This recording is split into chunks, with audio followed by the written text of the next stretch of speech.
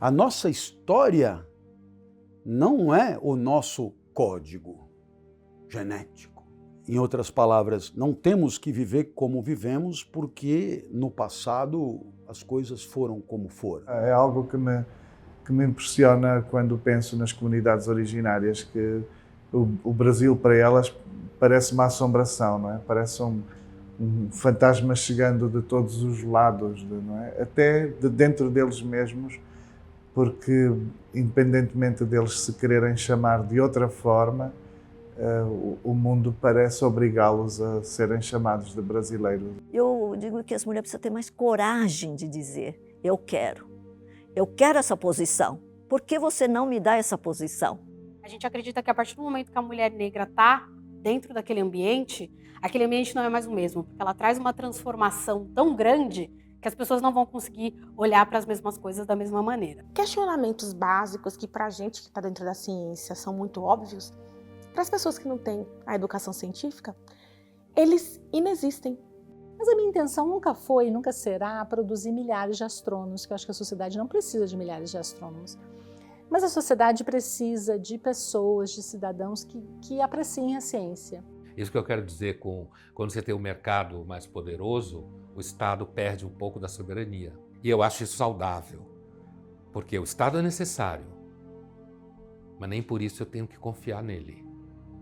Infelizmente, eu acho que a gente perdeu o prazo, né? O Brasil demorou demais a escolher um caminho melhor. O nosso bolo demográfico já foi. O Brasil é um país que está ficando velho antes de ficar rico. A gente está falando de uma dívida pública elevada para um Estado que não funciona bem. Então, mais uma razão para a gente gerar algum tipo de disciplina, né? Por esse aspecto, o arcabouço fiscal ele não cumpre esse papel. O conservadorismo que triunfou nesses últimos anos foi um conservadorismo que não é original e que é essencialmente... tem aspectos reacionários, mas é sobretudo iliberal. A maior parte dos empregos no Brasil, a maior parte da economia brasileira está no setor de serviços. Quando você aumenta a carga tributária em serviços, você vai ter um impacto negativo sobre emprego e renda de quem trabalha no setor de serviços. É a grande reclamação do setor. Reclamação não, né? O grande apontamento de dizer cuidado com essa mudança porque isso vai nos sobrecarregar. Isso aqui vai jogar a economia para baixo. Até 1996, mulher não podia nem fazer vestibular para o Instituto Tecnológico, nem fazer vestibular. Em 2021, dentro da pandemia, entraram 17 meninas, 17. Se você olhar a foto, você vai ver que algumas têm a minha cor. Bom, talvez não a minha cor, mas o meu cabelo definitivamente. Em 2022 entraram 10, em 2023 entraram 9. Detalhe, a melhor nota do vestibular de 2023 é de uma menina do gênero feminino e a terceira melhor nota também. E a melhor aluna do ITA, que se formou em 2022, ela teve 9,5 em todas as notas da engenharia dela. Portanto, ela tem um diploma extra, summa cum laude, que é um diploma extra que eles dão aos engenheiros com essa categoria, também é do gênero feminino. A luz do fim do túnel para a mulher está ali. E sabe por quê? Tá? Porque elas pararam de acreditar nessa história de que elas são menos capazes. Não, elas não são, não. As campeãs das Olimpíadas todas de física, de matemática, são meninas. Quer dizer, acabou. A menina não é menos capaz só porque ela é do gênero feminino. Não, acabou. É que tem uma opção pelo uso da violência política. Essa é uma coisa que apareceu com muita força em junho, pelo outro lado, com a tática Black Bloc usada por esse campo autonomista, que trouxe um uso um pouco glamourizado da violência política. É uma recuperação que a esquerda, que se autonomia autonomista, fez das táticas anarquistas do século XIX, né, da ideia da ação política direta, considerando que se o sistema político não responde suficientemente às demandas, então que não adianta recorrer ao sistema político, que é melhor agir no nível dos fenômenos e que a maneira de chamar a atenção para os problemas é usando a violência, que faz o que a gente está fazendo aqui, chama as câmeras, né? Então, tem um uso midiático também da violência. Isso apareceu com força em escala internacional em Seattle, nos protestos no final dos anos 90, e depois ganhou escala, né? Então, eu acho que tem essa legitimação pela esquerda da violência política de rua. Sérgio Buarque escreveu Raízes do Brasil em 1936, e ele escreveu um conceito, né, que chama cordialidade, ou homem cordial, para atacar o seu antecessor, que escreveu 3 anos antes, Casa Grande Senzala, que é Gilberto Freire. E Gilberto Freire é um autor relativista, né? Ele vai escrever sobre o passado colonial e ele é relativista porque ele não faz a crítica à escravidão. Ao contrário, ele vai dizer que havia uma relação, nas palavras dele, harmônica e adocicada entre Casa Grande e Senzala, e o que ele tenta mostrar é que o processo de colonização foi um verdadeiro sucesso.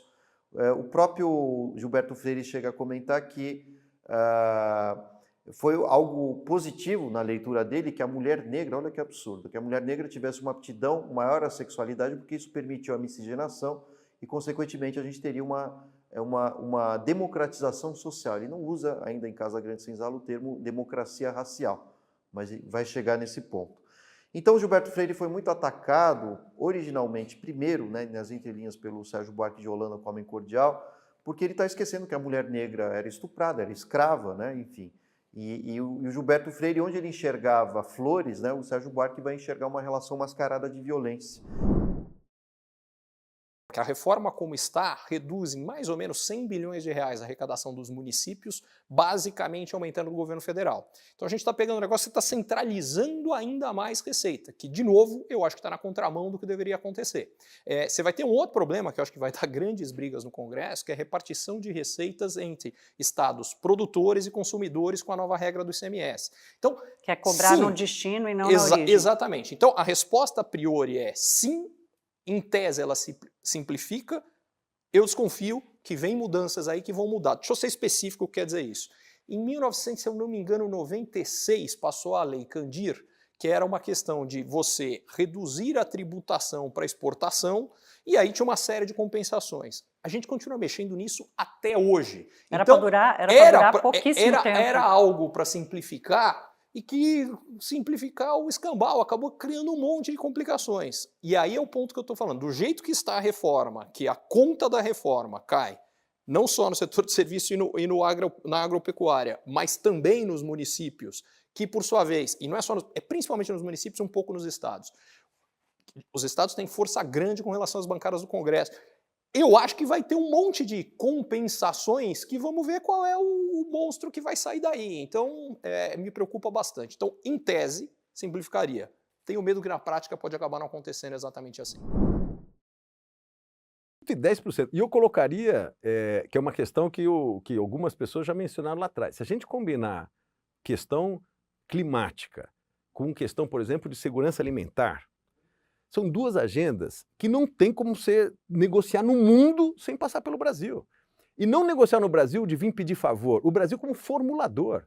Quem acompanhou lá atrás a Rio 92 e viu que o Brasil foi um dos países que pensou no mecanismo de desenvolvimento limpo de carbono, isso foi pensado lá por os brasileiros, eles que desenharam. Cara, isso eu acho que é uma diplomacia que tem tudo a ver com o país, tem a ver com nossos recursos de barganha. Eu acho que o Brasil aí pode inovar do ponto de vista da costura política e pode inovar do ponto de vista das formulações. A gente não precisa ficar andando atrás do acordo desenhado por outros e falar sim ou não. A gente tem que ajudar a desenhar esses acordos. Cara, aí eu vejo uma oportunidade gigante para o Brasil e vejo o Brasil fraco na sua capacidade de articulação política e na sua capacidade de formulação. Infelizmente, eu acho que a gente perdeu o prazo, né? O Brasil demorou demais a escolher um caminho melhor. O nosso bolo demográfico já foi. O Brasil é um país que está ficando velho antes de ficar rico. Os demais países que enriqueceram, e mesmo países emergentes que estão peitando, eles aproveitaram esse período do bônus demográfico para ampliar a produtividade, melhorar a qualidade de vida. E a má notícia no caso do Brasil é, primeiro, fizemos reformas tarde demais. A Previdência é uma delas. Ela veio tarde demais. Já precisa de outra, né? E ela foi insuficiente, né? Ela veio com 20 anos de atraso. As reformas do mercado de crédito, pois é, né? Vieram tarde demais e muitas que vieram, o judiciário achou que não era caso, né? E foi criando incerteza. Montamos agências reguladoras tarde demais e elas foram rapidamente fragilizadas, tanto pelo executivo quanto pelo judiciário. A gente não conseguiu montar rede de saneamento, né? A gente não consegue ter uma infraestrutura de transporte e energia adequada.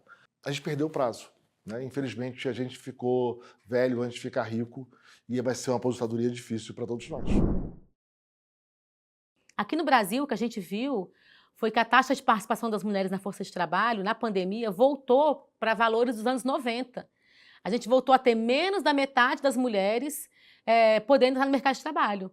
E isso aconteceu para homens e mulheres, a redução da participação no mercado de trabalho, mas aconteceu muito mais intensamente para as mulheres que tiveram que sair do mercado de trabalho para cuidar.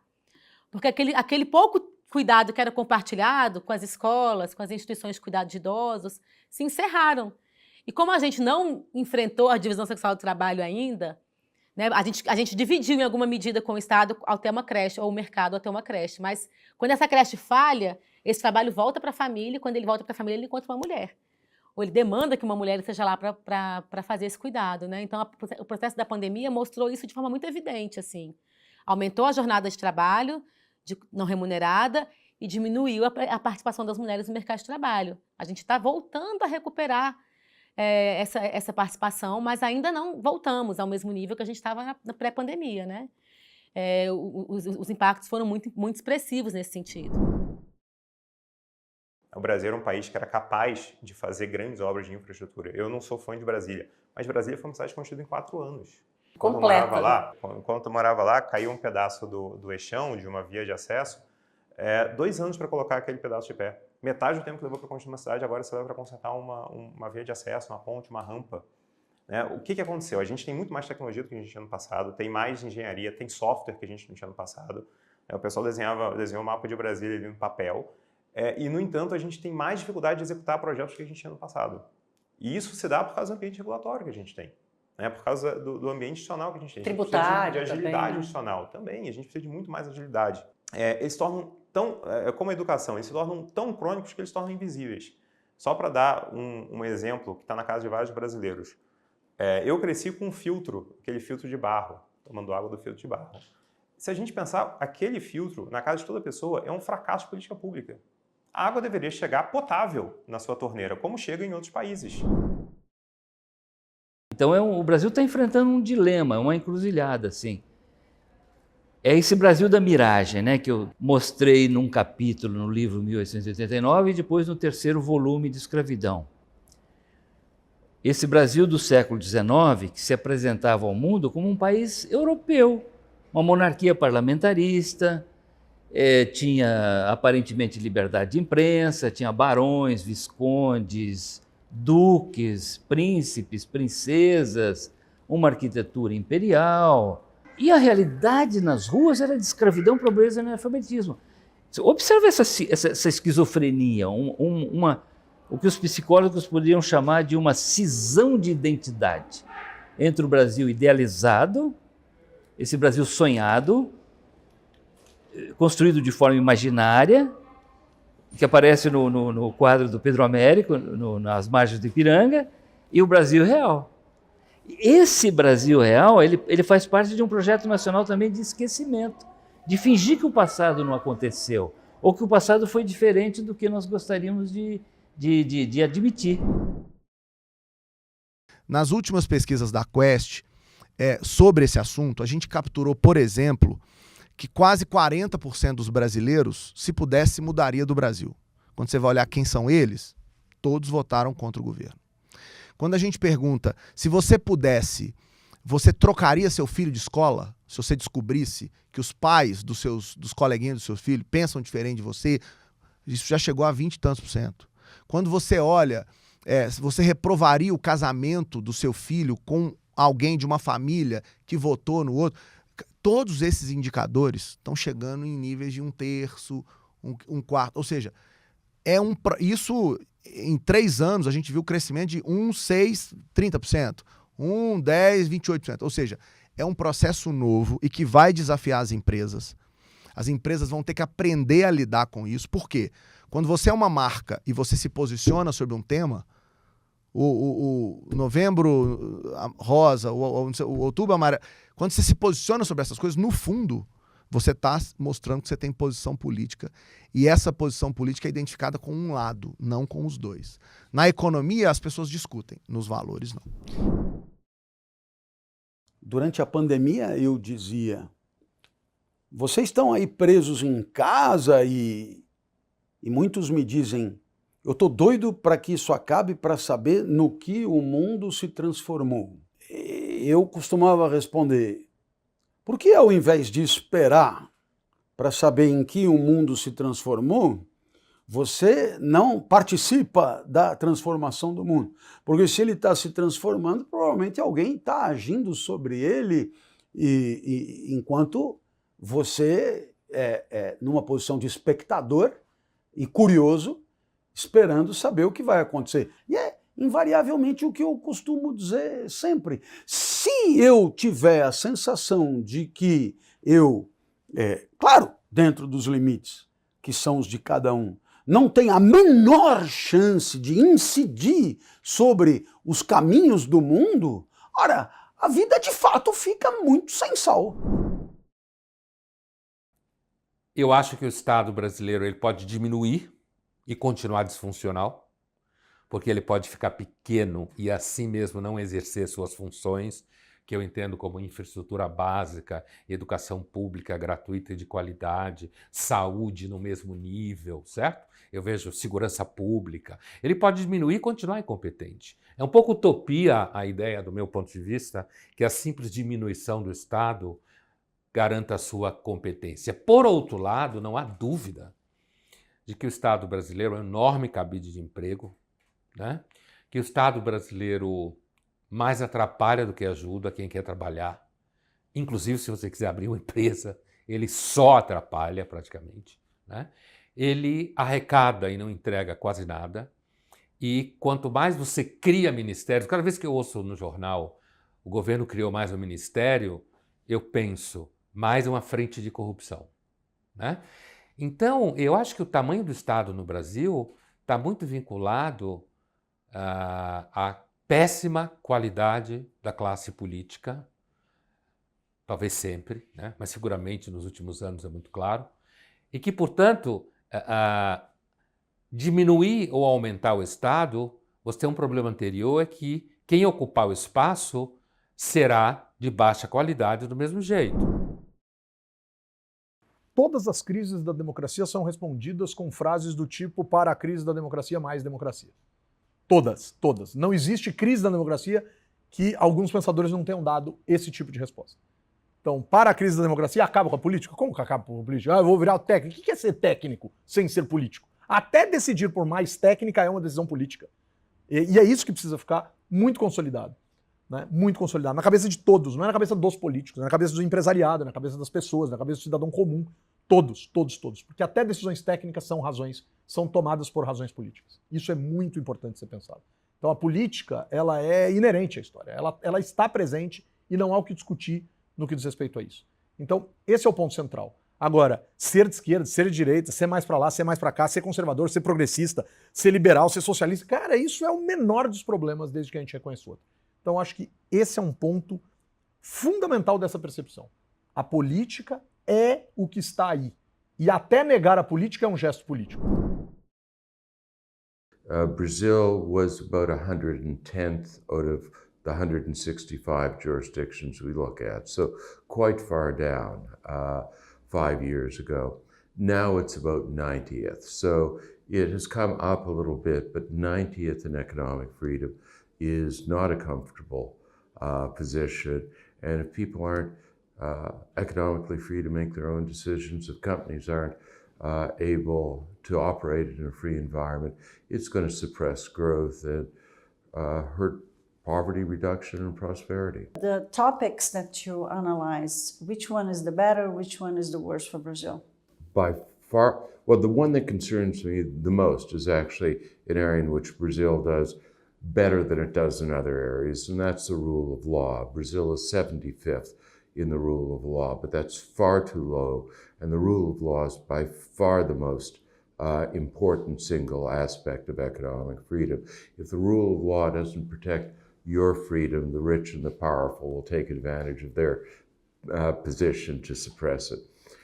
Where Brazil does by far the worst is probably the second most important area, and that's regulation. Incredibly, Brazil is 133rd out of 165 in regulations. That means you have more bundles of red tape than almost anybody else on the planet.